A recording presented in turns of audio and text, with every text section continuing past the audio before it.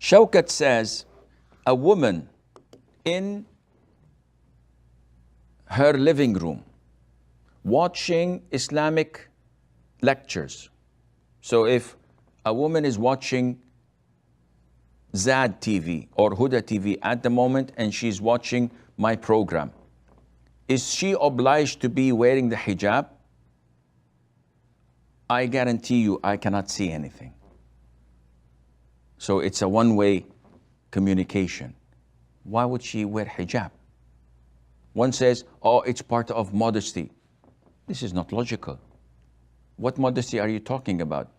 See, the problem is, this concept is found in many Muslim countries that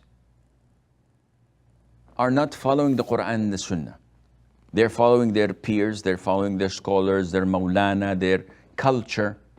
And I get hundreds of questions on regular basis of women telling us that we cannot, they're asking, they said, Sheikh, in our culture, we cannot hear the adhan without wearing the hijab.